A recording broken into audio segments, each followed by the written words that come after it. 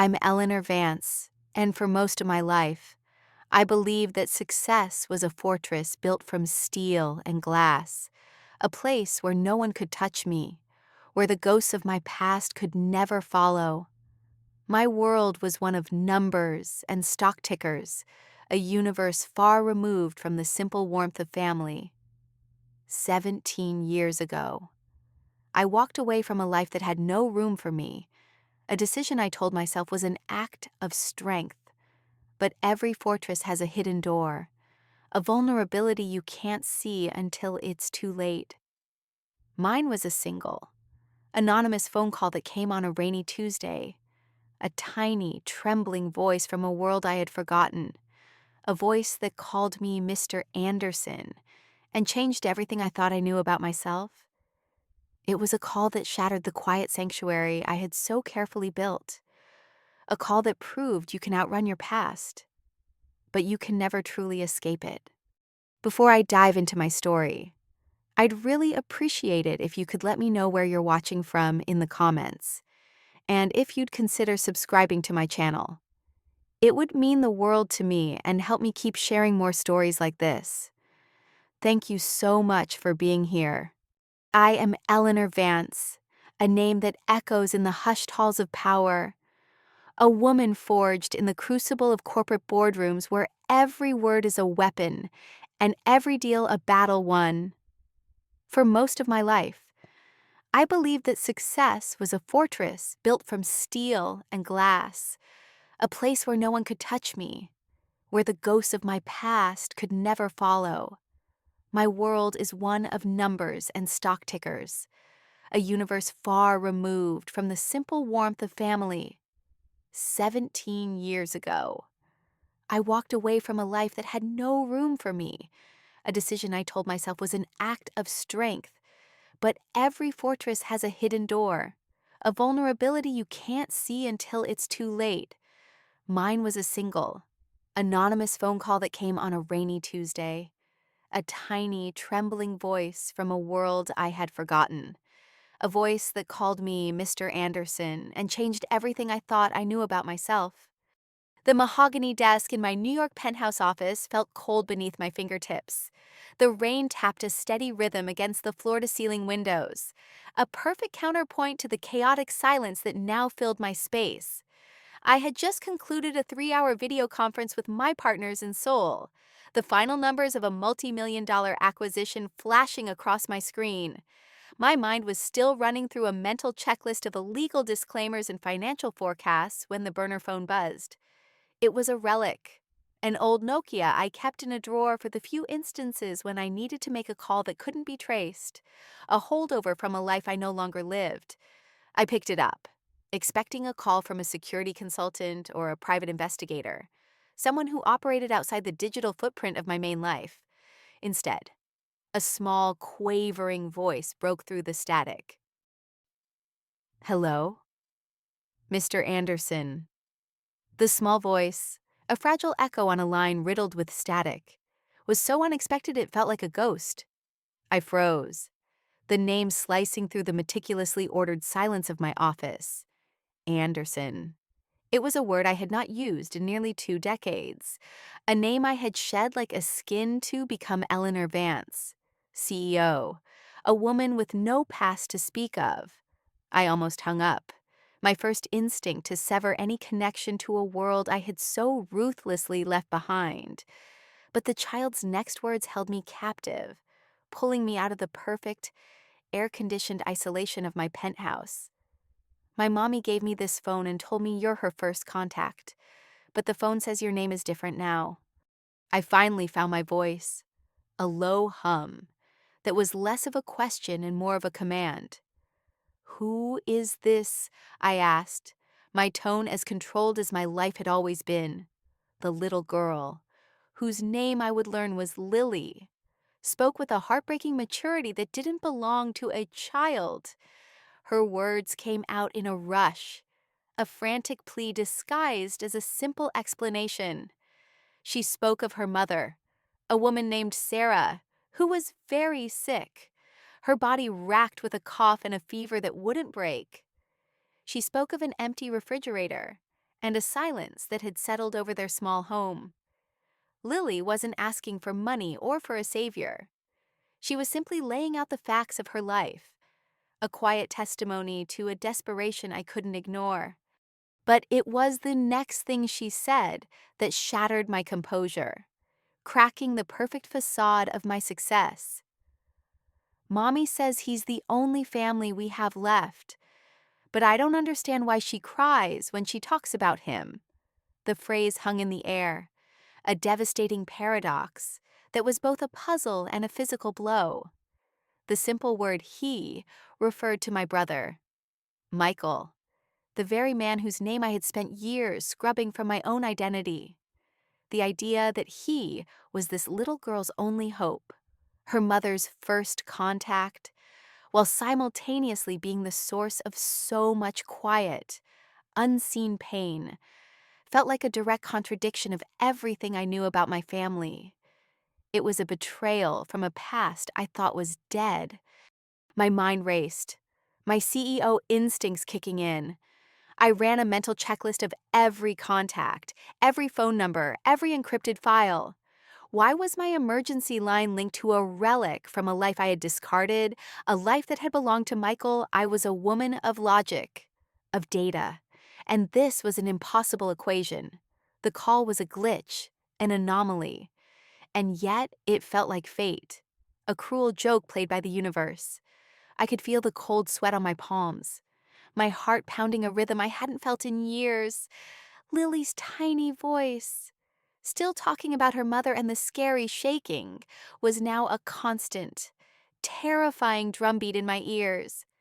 I felt a surge of unadulterated rage, an old, familiar anger that had been simmering just beneath the surface for 17 years. It wasn't directed at the child, or her mother, but at the two people who had so expertly orchestrated my erasure. Lily's final words were a quiet testament to the lie they had all been living. Mommy said that even though the name on the phone is different, that the number would always lead me to the truth. She spoke of her mother's tears, of her mother's constant sadness, a sorrow so deep it had left a mark on her child's soul. The little girl had been brave enough to call first contact, and in doing so, she had connected me to a secret I had long buried. The conflict wasn't just a sick woman and an absent man. It was a carefully constructed web of deceit, and the little girl's trembling voice had just torn the first thread. It was a truth I was not sure I was ready to face, but one that demanded my full attention. My past was no longer a ghost. It was now a desperate, living presence on the other end of the line, and it was pleading for help. I knew in that moment that the Shanghai acquisition, the stock market, and my entire carefully built world no longer mattered. Nothing did, except the voice of a little girl and the truth she had stumbled upon. I hung up the phone, the silence that followed more deafening than the static that had preceded it. The polished mahogany of my desk felt like ice beneath my fingertips, but I didn't notice the cold. My mind was a storm, a chaotic maelstrom of thoughts and emotions that had been buried for 17 years. Why was my emergency line, a number so private, it was practically a myth, linked to a ghost from my brother's past? The question was a burning coal in my stomach, demanding an answer. The acquisition in Shanghai, the quarterly report, the upcoming board meeting, all of it felt suddenly insignificant, a hollow charade. I booked the first flight to Boston, not as Eleanor Vance, the successful CEO, but as a woman driven by a fierce primal need to confront a past she had so carefully left behind. The train ride was a blur of motion and raw emotion. I watched the sprawling New York cityscape give way to the quieter, more familiar suburbs of my childhood. Every passing mile was a painful reminder of the life I had been erased from. The familiar landmarks, the old brick factories, the stretches of dense green forest were like old photographs, each one a memory of a time before the silence. The journey was a physical manifestation of my emotional state, a slow, relentless crawl back to a past I thought I had outrun. I felt a surge of unadulterated anger, an old familiar rage that had been simmering just beneath the surface for 17 years. It wasn't just the betrayal, it was the sheer audacity of it, the quiet, meticulous way my family had dismantled my life and then moved on as if I had never existed. My name had become an unspoken taboo, a ghost in a family portrait. And now, a desperate little girl had unknowingly pulled back the curtain on the whole charade. I arrived at the small, rundown house Lily had described. The stark contrast to my gleaming New York penthouse, a punch to the gut. The paint on the old brownstone was peeling. The front porch was missing a board, and a single, rusted swing set stood in the small, overgrown yard, a symbol of a forgotten childhood. The house felt sad, as if it had been weeping for years. When Sarah opened the door, a woman I vaguely remembered from my brother's past. She was thin and pale, her eyes haunted. She was a woman who had once been bright, a promising young scientist whose career had been derailed, and now she was a shadow of her former self, a testament to a quiet, unseen tragedy. She was wary, her body language a fortress of subtle defenses. She didn't trust me, a complete stranger, and her quiet dignity, despite her circumstances, was both admirable and heartbreaking. I tried to talk to her, to ask her about my brother, but she just shook her head, her pride a barrier I couldn't seem to break. Her silence was louder than any words, a testament to years of quiet suffering. It wasn't until I noticed the faded photograph on a bookshelf in her living room that the full weight of the betrayal hit me. It was a picture of her and my brother from years ago. Michael's face was beaming, but in the background, out of focus, was my own half-cropped figure, a ghost in my own family's history. Right next to it was a framed copy of a business magazine article from 17 years ago, with the headline, "Anderson Industries' New Direction," and a picture of Michael, smiling proudly, over a story that had been written about my groundbreaking technology. The article, which I had read a dozen times in my youth, was a celebration of Michael's ingenuity, his visionary approach to technology, a vision that had, in fact, been stolen from a research project I had worked on for years. The patent, the intellectual property, the very foundation of my career, all of it had been handed to my brother. A final, cruel act of erasure that had not only stolen my future, but had also left Sarah and her daughter to suffer in a quiet, isolated poverty. The pieces of the puzzle clicked into place, not with a gentle click, but with the painful, shattering sound of glass breaking. The truth was no longer a ghost. It was a tangible, painful reality laid bare for me to see. It was a truth that was so much worse than I could have ever imagined. A truth that demanded a different kind of justice. I didn't confront my brother or parents directly. Instead, I sent a single, simple email to them from my private account, a meeting invitation titled "Family Reunion" for that very evening. The subject line, so innocently familiar, belied the cold fury simmering beneath the surface. I knew they would accept. They were so confident in their quiet authority, so certain that I, the black sheep, would never challenge the unspoken rules of our dynamic. They all arrived promptly at my parents' sprawling Boston home, confused but confident, their faces a mask of practiced indifference.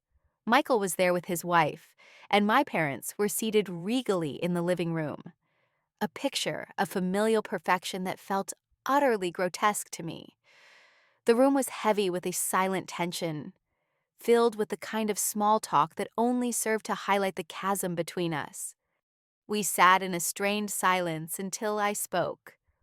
"I'm glad you could all make it," I said, my voice as calm and steady as a ship's anchor in a storm. My gaze swept over their faces. each a study in their own form of denial. I've been catching up on old times, and I found a wonderful woman and her daughter who seemed to have a shared history with us. It was then that I gestured to the doorway, where Sarah and Lily stood, their quiet presence a silent accusation against the polished lies of the room. Lily clutched a worn teddy bear, her eyes wide with a mixture of fear and childlike wonder. Sarah, thin and pale but with her head held high, looked directly at Michael. My brother's face went white. The confident smile he had worn for the last 20 minutes vanished, replaced by a look of pure, unadulterated panic. My parents' eyes darted nervously between him and me, their polished composure cracking like old porcelain. The silence that followed was deafening, heavier than any argument, thicker than any lie they could conjure. It was the moment they realized they had not only been seen, but they had also been forgotten.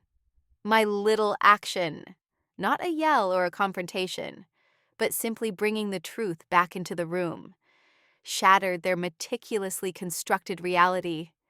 Sarah's quiet dignity and Lily's innocent presence were more powerful than any legal document or public scandal I could have engineered. Their quiet truth stood in stark contrast to my family's loud lies. My brother shifted uncomfortably in his seat, his hands fidgeting in his lap, a desperate search for a distraction.